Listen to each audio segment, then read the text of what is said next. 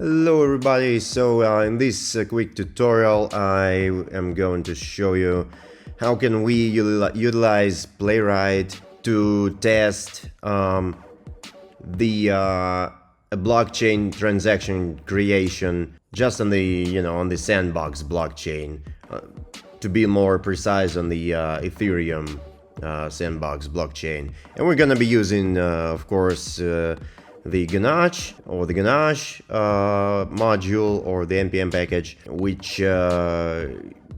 which we're gonna launch like locally, basically creating a private blockchain on our device. And of course we're gonna be using the Web3 module, from which we're gonna invoke like several methods to generate the transaction and to check the balance and other data related to this case. So let's go on with it. Okay, so let's break this test case down. Don't worry about the complex schema, it's not that complex. It's not as complex as it looks. So first of all, we're gonna be using the Playwright testing framework, and then we're gonna spawn like in the before all hook, we're gonna spawn the Ganache server locally via no child process. After which we are going to connect to the Ganache via Web3.js API, and the Web3.js we're gonna use the Web3.js to send or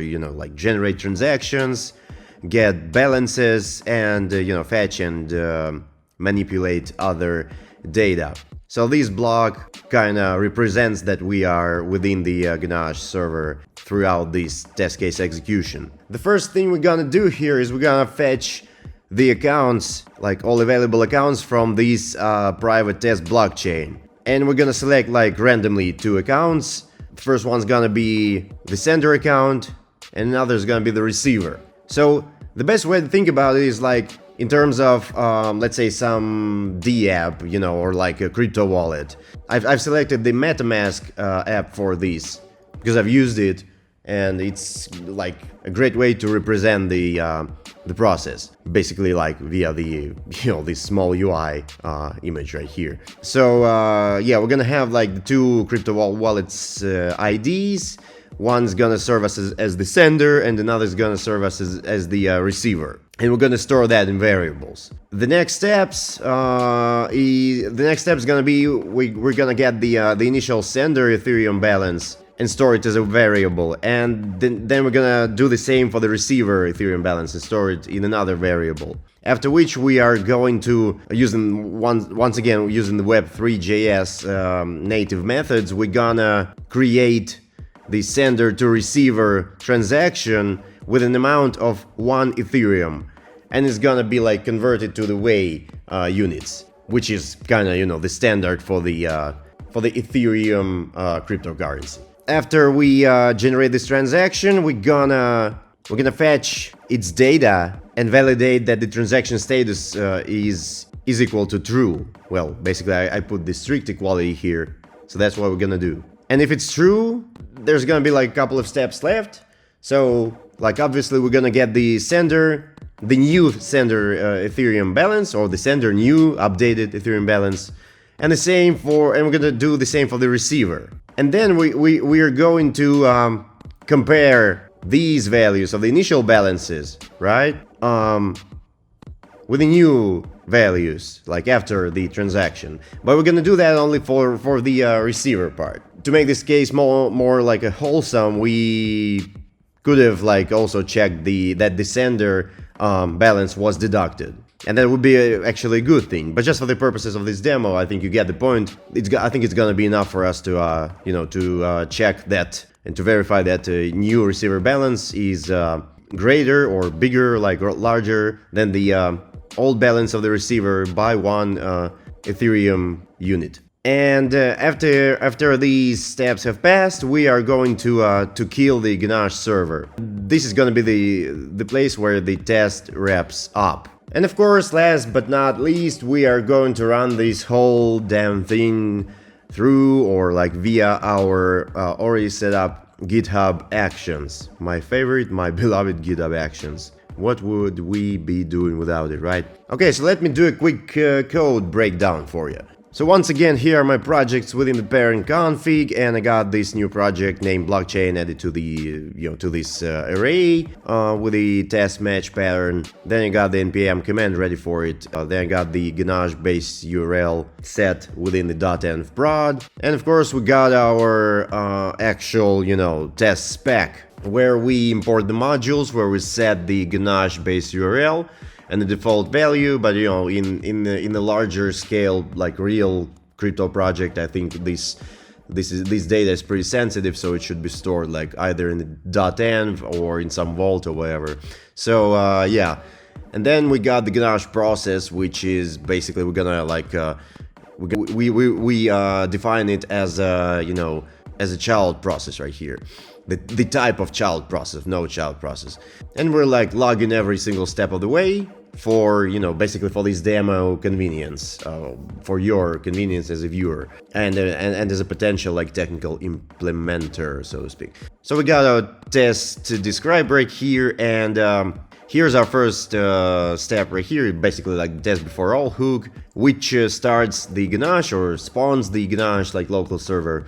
Yeah, so it's got a promise which is going to be resolved, and when it's resolved, like the Ganache is started. So we're gonna log that, and of course we got like straight away or straight after that we got the after all hook, which is going like to kill this child process right here, so that the test like is wholesome and clean. And here is the actual test. So we're going to instantiate a new Web3 instance, and we're going to send the Ganache URL as an argument to this instance. Simple as that. And we're going to store this in the constant because this is going to be used throughout the test to manipulate with the operations on the Ganache, where the actual like private blockchain is, where it exists. So yeah, the first step is going to be getting the accounts, which are like the crypto wallet IDs, if we try to put this somewhere in real life. Here are our accounts, and it's going to return like this method, like Web3 Ethereum get accounts is going to return like the array of available accounts on the blockchain. And we're gonna log that. Of course, we expect that the amount of these accounts is greater than we have like at least one account out there. And we're gonna then we define some variables with their respective types. Of course, we got the sender receiver, and we got the balances before the transaction. And the next step of this test is gonna be like we're gonna initialize the sender and receiver addresses. So here we got our accounts. Once again, we get those, and we assign like the first account from the array to the sender, and the second account ID from the array to the receiver. We log both. The next we grab the balance from the sender ID, crypto wallet ID, and stringify it, and we do the same for the receiver. And we also are logging like the balances before transaction, both for like in Ethereum units and in Wei units. The Wei units are going to be used like they're actually used when we are sending the let's say the cryptocurrency from one wallet to another. On the front end, we see like the Ethereum amount, like 1.2 or 0.8 or whatever. But the API, which is like behind the scenes, it kind of like reads and sends the amount in the format of Wei units. And you can look up the formula, so I'm not gonna stop too much there. Just the standard of the transaction procedure, or let's say the amount display, or the balance display, for the Ethereum at least. And these are like also like convertible, so that we do not need to fry our brains. These balances, like, or these data formats are convertible like from Wei or to Wei. So these methods are also like Web3.js native. Yeah, and of course we expect both sender and receiver IDs out here to exist, before we can proceed with any of these. So yeah, making sure that these both exist. The next step is gonna be where we send the actual transaction, and we're gonna need the transaction amount to be converted to the Wei units. So here we're gonna be sending the one Ethereum token, and basically we need to pass these arguments, like the amount and the token name. So, and after that, yeah, this method's gonna convert it to Wei, just the same as it converts this one from it. to the like, so to speak, tokenized value. And then we're gonna log that stuff, like both in Way and Ethereum. Then we define the TX, which like stands for transaction, and we are using the once again Web3 library, the send transaction method, where we have like 3 fields, like who's the sender, which is from, who's the receiver, which is to, and the value, which we have defined earlier and converted to the to the applicable data format. And we're gonna log the transaction result, which is gonna resolve to to an object, I guess, with with several params. And we also would expect the status of the transaction to be true. So the last but not least, the last step in this case is gonna be the validation of the updated balances. And once again, we are going to declare another constant, which is gonna store, where we're gonna store the balance value of the receiver crypto wallet ID. And just for the convenience of this stuff, for the comparison, some form of visualization, we're gonna like log the receiver balance before, which we used to fetch before in previous steps, and we're gonna log this same balance like after which we have just fetched and stored into this constant. So after this stuff is done, we're gonna declare 2 more constants, where we're gonna convert the Way units to Ethereum token units, and change the data type like to the numbers, so we can compare them, that one is greater than another. We're gonna log both of these values, like receiver balance before in Ethereum and after in Ethereum, just for the visualization purposes. And the next, we're gonna do a simple expect assertion, and we're gonna expect that the receiver balance after the transaction, like in Ethereum, so this value, is greater than the receiver balance before the transaction in Ethereum. I know it kind of like sounds pretty complicated, but if you try to apply this scenario to a real world case, right, it's gonna be like 2 people doing like sending, let's say, like $100. Person A, like the sender, sends $100 via the mobile bank from one card to the receivers, like another card. So this is the same stuff basically. Or if we go even more like into the real world case scenario, so just imagine 2 people with their like physical wallets and the fiat, I mean like the physical currency. So like person A, for example, John Doe, takes out the $100 from his wallet and gives it to Sam, for example, right? The person B, who takes these $100 and puts those into his wallet. So this whole operation is called the transaction, and it's got its own parameters. And by the end of it, like Sam has $100 more than he had before. So this is like a simple, 5th grade mathematics. So just, this is all I think that cryptocurrency is about, or like almost everything. But the main thing here is that we, without understanding these basics, we cannot proceed further. So yeah, I think I've said enough, so let's just run this whole thing. Okay, cool. So yeah, this test runs pretty fast, so let's go to the log start. So as you can see, we are launching the Ganache server locally as expected as a child process. Here we got the available accounts on it with the fake. These are obviously like fake accounts and fake balances, and each account like has the correspondent private key of the private wallet, which obviously may be used in other cases or scenarios, for example, like gas fee payments. We got some default data for the Ganache server right here, and then the actual test starts. So as you can see, this is the array that we're getting within the test, and we taking the first value as a sender address or sender crypto wallet ID, and the second one is the receiver. So here we got the sender balance before the transaction, both in Way and Ethereum, and the same values for the receiver. The next we got, like, we are sending or like initializing the transaction, sending the transaction, and here's the amount, like both in Way and Ethereum, of what we're transferring. And this is what is getting returned. So the return values are like, for example, the transaction ID, the gas usage.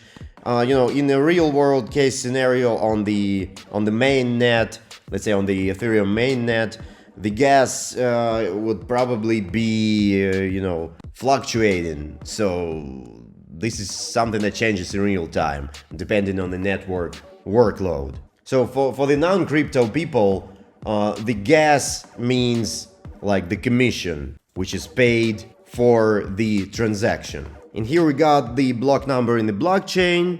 Since we just like instantiated it locally, this is obviously going to be the first block in the blockchain, and the time for when this block was created. And here we got the transaction result object. Like it's got the hash, it's got the index, and yada yada yada. We don't need any of that like in the moment, because what we're checking next is the receiver balance before and after in a way, and the receiver balance before and after in Ethereum. And as you can see, the values are different, and if we take a look at the Ethereum difference, it differs by 1 Ethereum, right? So once again, if we were to check the same for the sender balance would be like 999 Ethereums. So yeah, basically after these assertions have passed, we are like spinning down or stopping or killing the Ganache server on our local host, and the test thus passes. Now let me run the same test in the GitHub Actions, obviously like CI/CD pipeline. Let me just select this, run workflow, select environment, and select our blockchain test prod test suite, and of course click on the run workflow button, and let us just wait for a little bit until it completes. Here's our job, and let's just wait for a little bit. What we should see here is basically like the same log as we have seen in our like local terminal. Okay, sounds good. As you can see, this job has passed. So let's take a look at this log. So after we have installed all the dependencies, here we're running this test suite. Here's basically like the same logs as we've had on our local machine, like the crypto wallet IDs, their like private keys and stuff. And here are all the assertions and operations. And at the end of the day, we got like both balances of the receiver, and the receiver like after the receiver balance after the transaction is bigger by 1 Ethereum. So once again, we can check the Slack to verify that the message of the success message is here, and it is truly here. We got our report as well out here. Since nothing failed, there's nothing to attach right here. But let's keep in mind that this is like strictly basically an API level test. So there's like no UI. Either way, if something would have failed, we would still need to to dig in the logs. Basically, like this approach is pretty convenient for some blockchain sandbox testing, for example, on your project. More or less the same approach can be like implemented for the main net or for the test net, right? Since this is like just a private sandbox. So there can be like some adjustments and differences, like some keys being generated and getting invalid after a certain amount of time. There can be different and various like loop logic added to the requests, but I don't think like that, given the requirements. I don't think that this is gonna be a difficult task to automate. So yeah, once again, thanks for watching, and I see you in the next video.